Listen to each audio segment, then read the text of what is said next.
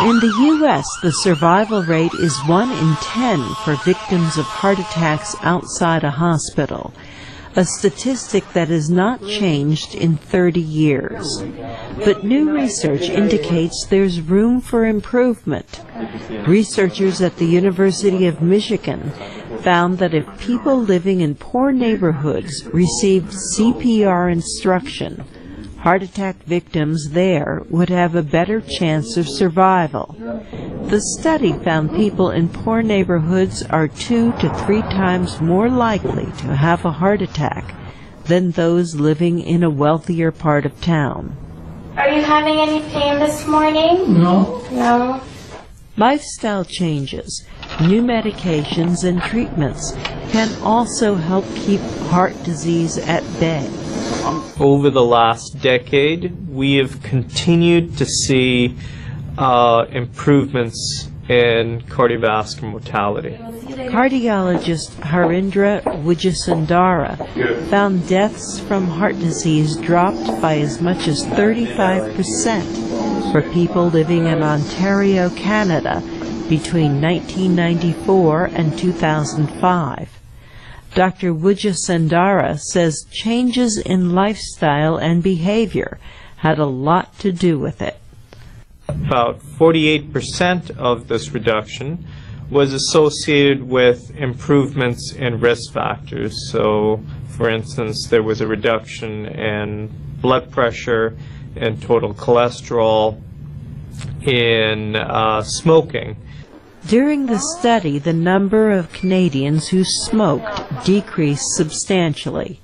Smoking is a major contributor to heart disease, and during that time, doctors increased prescriptions for medications to control blood pressure, resulting in another major reduction in cardiovascular deaths. The study was published in the Journal of the American Medical Association. And finally, new medical devices play a role in heart health. A new device no bigger than a paperclip could revolutionize the way heart failure is managed. Heart failure is caused by high blood pressure or coronary artery disease, a narrowing of the arteries in the heart. The device has performed well in clinical trials. Dr. William Abraham of Ohio State University. It has been a decade since we've seen a trial this positive. The device is a tiny sensor implanted through a catheter in the heart's pulmonary artery. The procedure takes just 7 minutes. The patient passes a wand over his chest, collecting data on heart pressure. That data is sent electronically to the doctor's computer. The doctor then can modify medications quickly if needed. With the sensor, patients have a 30% chance of avoiding hospitalization. Right now, a scale is one of the only ways to monitor patients. People with heart failure tend to gain weight because fluids build up when the heart can't pump enough blood.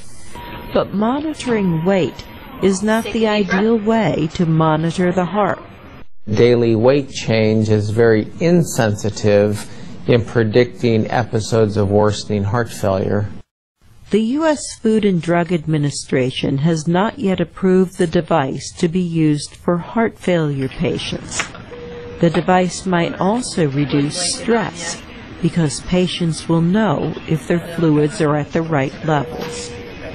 Carol Pearson, VOA News.